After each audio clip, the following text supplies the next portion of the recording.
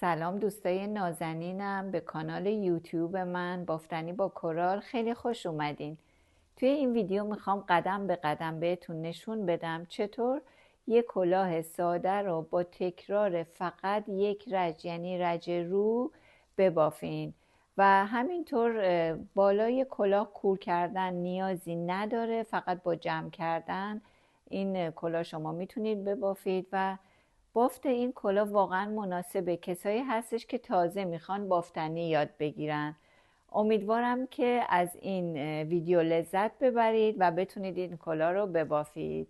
و ما برای بافتن کلاه نیاز به یک کلاف کاموا، حالا هر چی که خودتون دوست دارید، میلی که مناسب با این نخ کاموامون باشه. من اینجا میلم شماره 2.5 و ضمناً اگر میلی خونه دارید یا تهیه کردید که روش نمیتونید ببینید، بعضی وقت آدم چند تا میل داره دیگه نمیدونه شمارش چنده چون روش مشخص نیست. من نمیتونم روی این پیدا کنم. یه شابلونایی هستش بچه ها مثل این که شماره بندی شده، از شماره 2 تا 10 رو این هستش و شما میتونید از طریق اینکه این میلتون رو توی این سوراخ ها بکنید، این حفره ها نشون میده که میلتون چند شمارش چنده. الان ببینید این 2.25 نمیره ولی 2.50 میره، پس میل من شمارش 2.50 است. اینو از هم کاموا فروشی میشه تهیه کرد، خیلی هم ارزونه. من البته خودم از ترکیه خریدم برای 50 لیر که حالا اون موقع میشد فکر میکنم مثلا 5,000 تومن. و یه چیز دیگه ای که لازم داریم یه سانتیمتره. چرا سانتیمتر؟ دوستای گلم، شما کلاه برای هر کسی که میخواین ببافین، خودتون، بچهتون یا هر شخص دیگه ای، باید دور سرش رو اندازه بگیرید و ببینید که دور سر اون شخص چند سانتیمتره. حالا ما برای اینکه کارمون رو بخوایم راحت کنیم، نم که یادتونه دیگه نوه عزیز من، برای این باربی ما دور سرش رو اندازه میگیریم و میبینیم که 11 سانته تقریبا. بذارین ببینم، نه 12 سانته، میبینید 12 سانته. بعد برای اینکه ببینیم 12 سانت چند تا دونه میشه، ما اول 20 تا دونه سر میندازیم یا 10 تا دونه، بهتره 10 تا دونه سر میندازیم که ببینیم این 12 سانتی متر چند تا دونه باید سر انداخته بشه تا 12 سانتی متر ما کامل بشه. خب سر انداختنم که قبلا بهتون یاد دادم، 2 تا ویدیو براش دارم، 2 مدل سر انداختن، لینکش این زیر هست، میذارم براتون و شروع میکنیم به سر انداختن. من با روشی که خودم خیلی سریع‌تر و عادت دارم سر میندازم. این الان 3 تا، 4 تا، 5، 6، 7، 8، 9 و 10. خب این ما گفتیم فقط برای اینه که بفهمیم که چند تا دونه باید سر بندازیم. من میخوام اینو مدل رو از رو ببافم که این مدل هم بچه ها بهتون یاد دادم. البته ببینید اینو ما همیشه گره میزنیم که اینجا سفت بشه، ولی من امروز گره نمیزنم، یعنی الان گره نمیزنم چون میخوام فقط ببینم چند تا دونه نیاز دارم. برای اینکه بفهمم چند تا دونه نیاز دارم، خب باید یه نمونه کار ببافم. الان من 10 تا دونه سر انداختم، اینو یه 2-3 رج میبافم که ببینم 10 تا دونه چند سانتی متر میشه و بعدش اون دونه های اصلیمو میرم سر میندازم. 9 و 10. گفتیم مدلمون از روی ناری خود خلوت کنم اینجا رو و شروع میکنیم. دونه اول که نمی بافیم،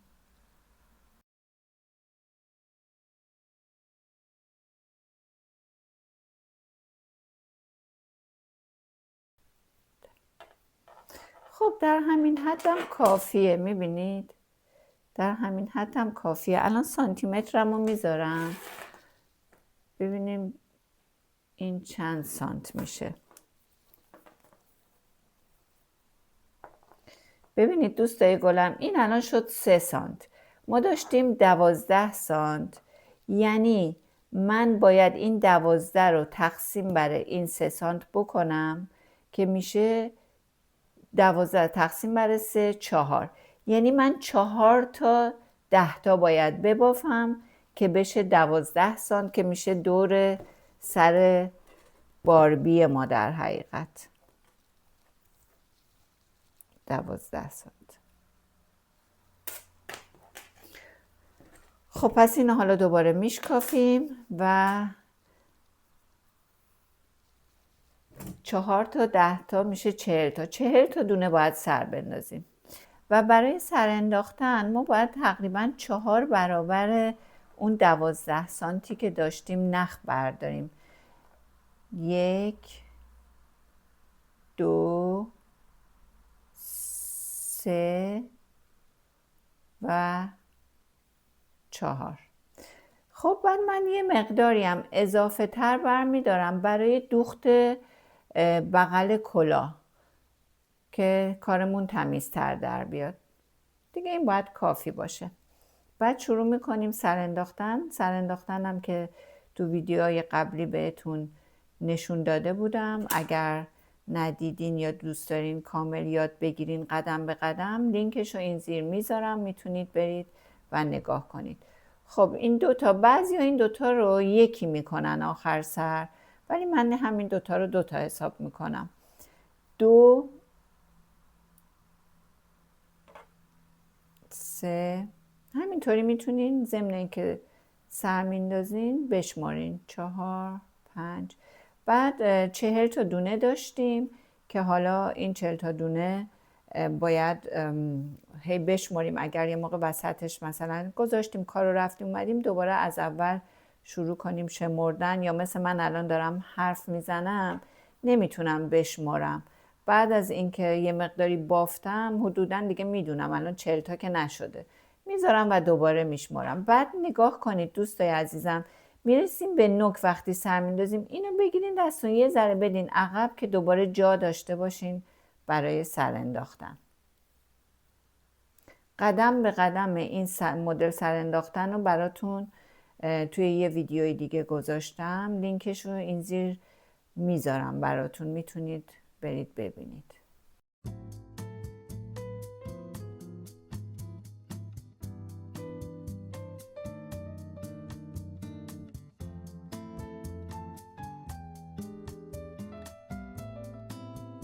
حالا چون حرف میزدم نشمردم، حالا یه بار باید من خودم اینو بشمارم. 2 4 36 38 40 تا. بله این الان شد 40 تا. ما کلامون رو سر انداختیم. حالا برای اینکه شروع کنیم بافت، گفتیم میخوایم از بافت رو استفاده کنیم. اینو ما اینجا یه گره میزنیم دوستای عزیزم. ببینید چون بلنده مجبورم یه خورده بذارمش زمین. اینو به این صورت اینجا یه گره میزنیم که سفت بشه، میبینید که در نره. بعد این باقی نخی که این طرف کوتاه، این که کلافمونه ما باهاش میبافیم، درسته؟ با این میبافیم. اینی که کوتاه رو اینطوری جمعش میکنیم که هی به قول معروف دست و پا گیر نشه. یه خورده چون کوچولوه سخته، ولی من اینو اینطوری به این حالت، ببینید به این حالت مثل یه کوچولو اینجا آویزون نگه میدارم. بعد با این من میدوزم کلاهمو. خب حالا اینو خیلی آروم میکشیم، 1 میلو میکشیم بیرون، درسته؟ بعد گفتیم میخوایم مدل رو ببافیم یا همون برفی. البته بعضیا میگن این مدل برفی نیست اسمش. اگر شما هم میدونید و این یه اسم دیگه داره حتما برام تو کامنت ها بذارید. مدل برفی و من قبلا تو ویدیوهای دیگه دادم که همین زیر این لینکشو میذارم. دوستای گلم ببینید دونه اول معمولا بافته نمیشه، ولی وقتی سر میندازیم رج اول دونه اولم میبافیم. گفتیم از رو دیگه. این مدل رو که یاد گرفتید و این کلاه انقدر راحته، فقط همین یه مدل تکرار میشه، هر رج و هر رج، یعنی هم رج رفت هم رج برگشت ما از رو میبافیم. حالا چرا من میخوام کلاه باربی ببافم یا عروسک؟ برای اینکه یک بتونم زودتر تمومش کنم و به شما نشون بدم، و چون الانم به هر حال هوا رو به گرمی میره و برای خودم مثلا کلاه بخوام ببافم فعلا نمیتونم استفاده کنم، سال دیگه هم شاید یه چیز دیگه مد بشه. ولی بیشتر دلیلش اینه که میخوام شما هم اگر دوست داشتین بافتنی یاد بگیرین با پروژه های کوچیک، برای اگه یه عروسکی خونه دارین، اگرم نه که همینجوری ذهنی پروژه های کوچیک ببافین، چون زود تموم میشه.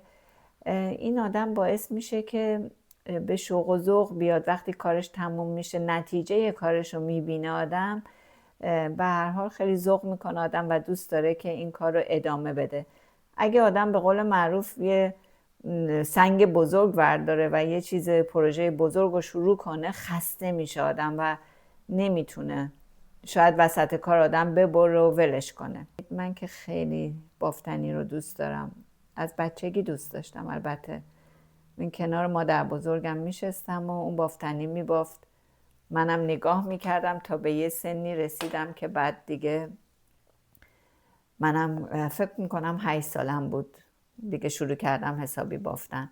خب دوستای گلم، رج اولمون تموم شد، میریم سراغ رج دوم.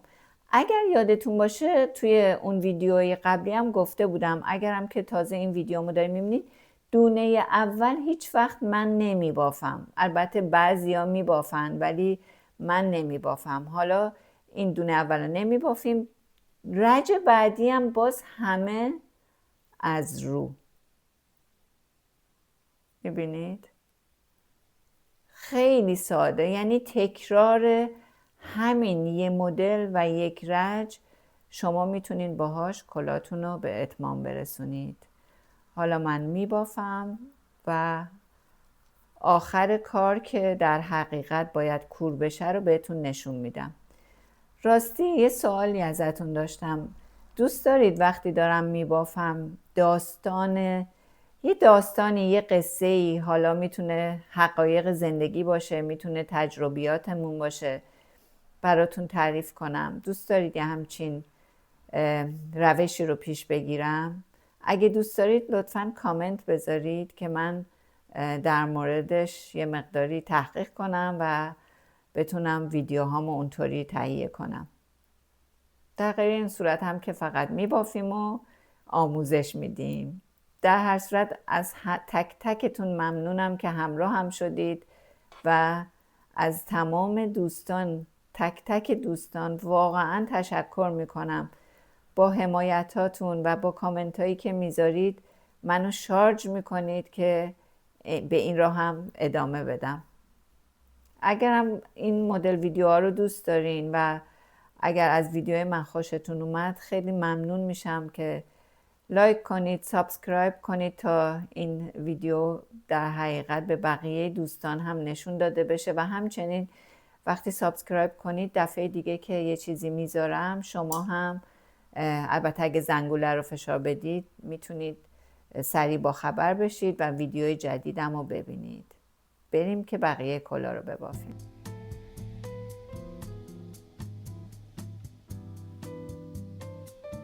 الان تا انقدر بافتیم، وقتشه که اندازه بگیریم ببینیم تا کجای کلاه رسیدیم. بذارمش پایین. خب دوستای گلم، این هنوز یه انقدر دیگه میخواد، یعنی یه 3-4 رج دیگه، ولی چون من میخوام لبش رو برگردونم اینطوری بشه، هنوز باید تقریبا حدود انقدر دیگه ببافیم.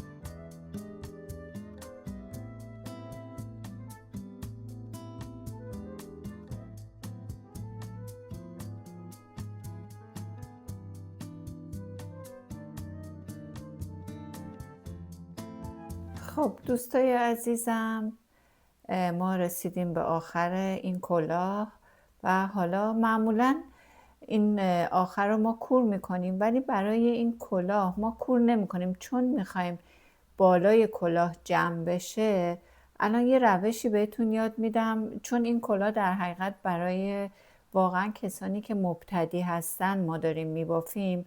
میخوایم روش این بالاش هم طوری باشه که واقعا کسی که اولین بار داره کلاه میبافه بتونه اینو کور کنه. در ضمن یه اندازه هم بگیریم ببینیم آیا کلاه باربیمون اندازش هست. من میخواستم این لبش دو لایه باشه، برای همین یه مقداری بلندتر شده و حالا اینو بهتون یاد میدم که چیکار کنید.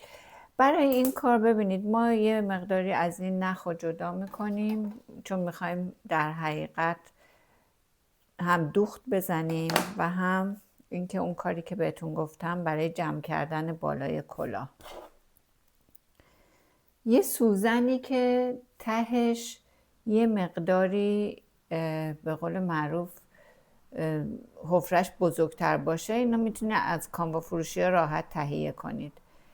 اینو از این تو رد میکنید و خب حالا ما به جای کور کردن این سوزن رو دونه دونه از توی این دونه ها رد میکنیم. ببینید این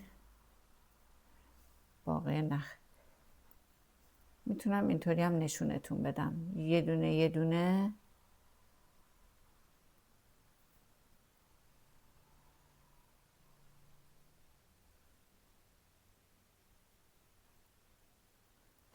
و بعد اینو میکشیم بیرون. باید یه لایه باشه، نخمون یه ذره بلند، میبینید؟ بعد آخر سر اینو اینطوری جمعش میکنیم، یه دونه یه دونه از توی میل میندازیم توی سوزن. میتونیم هم دونه دونه بکشیم، ولی من هر 3-4 تا یه بار میکشم. راستی جدیدن بهار شده، موهای منم باز خیلی میریزه. نمیدونم شما هم همینطور هستین؟ بهار و پاییز ریزش موی من خیلی بالا میره. البته بیوتین و سینکو اینا هم میخورم، ولی خب تو این 2 فصل ریزش زیاد میشه. حالا باز اگه شما یه پیشنهادی دارین که میتونه کمک کنه برای ریزش مو، خوشحال میشم. برام یا کامنت بذارین یا به هم پیام بدین. و اگه بازم دوستای عزیزم سوالی دارید در مورد این بافتنی پیام بذارید، حتما جوابتون رو میدم. خوشحال میشم بتونم کمکی بکنم. و اگه پیشنهادی و انتقادی هم دارید اونم خوشحال میشم بشنوم. خب دیدید، یعنی ما در حقیقت دونه ها رو از توی این میل در آوردیم، توی نخ کردیم، ولی میبینید؟ ببینید توی این نخ. و من الان با کشیدن این نخ در حقیقت این بالا رو جمع میکنم. حالا اینجا رو باید بدوزیم. پس ما کور نکردیم، فقط این نخ رو کشیدیم از تو دونه ها و رد کردیم و این بالای کلاهمون جمع شد. البته جمع کردن بالای کلاه روش های مختلفی داره، ولی این دیگه ساده ترین روششه. بچه ها ببینید، بعد از این که اینو جمع کردید، بذارید من یه ذره بزرگش کنم. حالا اینو ما باید محکمش کنیم. چطوری محکم میکنیم؟ به همین اول بافتمون در حقیقت این سوزنمون رو دوباره رد میکنیم و اینو قشنگ اونقدر میکشیم که دیگه اینجا میبینید اینجا این در حقیقت کامل بسته میشه. و برای اینکه باز نشه اینو سفتش میکنیم. یه بار دیگه سوزن رو رد میکنیم و اینو قشنگ اینجا سفتش میکنیم.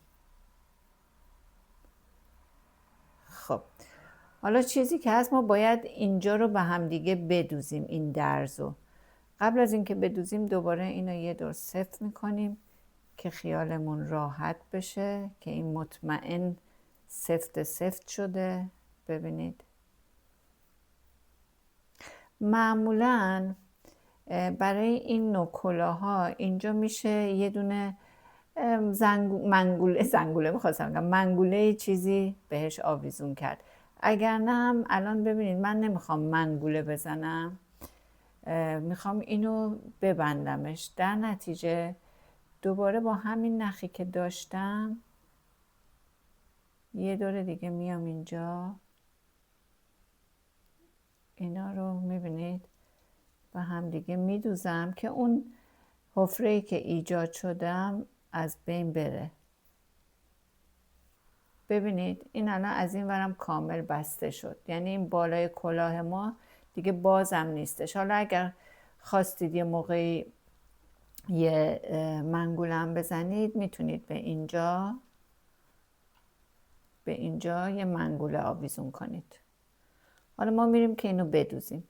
خب الان نخ ما این وره، ما میخوایم اینجا رو بدوزیم. بچه برای این کار میتونید این نخ و سوزن از اینجا اینطوری رد کنید، برای اینکه نخ و قیچی نکنیم دوباره یه نخ جدید گره بزنیم. من این کارو کردم، وگرنه میتونید اینجا هم قیچی کنید، دوباره اینجا تشو گره بزنید، از اینجا شروع کنید دوختو. ولی اینطوری خب کار تمیزتر در میاد و به قول معروف بریدن نخ و اینا، نخهای اضافه کمتره. خب اینم باز چند روش داره برای دوختن. یکی این که میتونید دور تا دور اینو بدوزید. من ببینید سعی میکنم الان این اولش که حالا هیچی، بذارید اینو یه ذره بزرگش کنم. ببینید این دوتا، میبینید این دوتا با این دوتا اینوری، اینجا به اینجا. این یه مدل دوختای مختلفی داریم. حالا بعضی ها همینجوری از رو، همینجوری مثلا از رو میدوزن، ولی من ببخشید از این وقت کنم. خودتون امتحان کنید ببینید کدوم روش براتون راحت تره و کارتون قشنگتر و تمیزتر در میاد.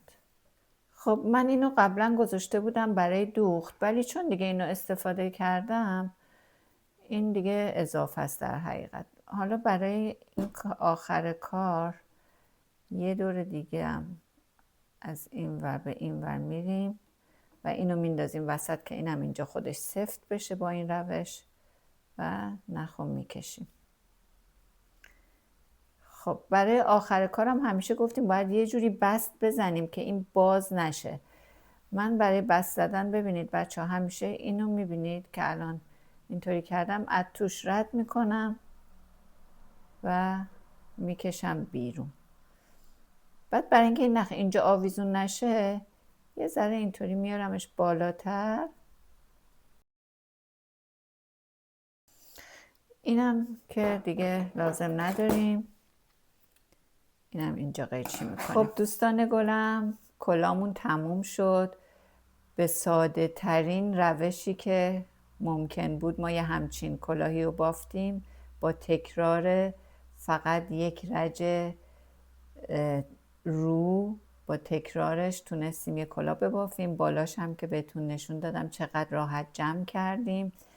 و الان میریم که سر باربی خانم بکنیم این کلاهو. البته چون قبلا کلاه سرش بود یه خورده بزرگ شده، ولی اشکال نداره. موهاش ماشاءالله پرپشته و میتونه زیر این کلاه بذاره. خب دوستان عزیزم دیدید که چقدر راحت و ساده میتونیم یه همچین کلاهی رو ببافیم. پیشنهاد میکنم حتما حالا برای عروسک یا برای بچه یا حالا برای خودتون اینو امتحان کنید. خیلی راحت یک رج رو همش تکرار میکنید مستقیم تا بالا بهتون که گفتم چی جوری اندازه میگیرید و کور کردنش هم که لازم نیست، فقط کافیه این بالا رو توی نخ بکنیم بکشیم و جمع بشه به این حالت. اگر این ویدیو رو دوست داشتین خیلی ممنون میشم لایک کنید. با لایک کردنتون باعث میشید که ویدیو به بقیه هم نشون داده بشه و اگر محبت کنید و دوست داشتید سابسکرایب هم کنید، ویدیوهای بعدی من بهتون نشون داده میشه. ممنونم که همراه هم بودید.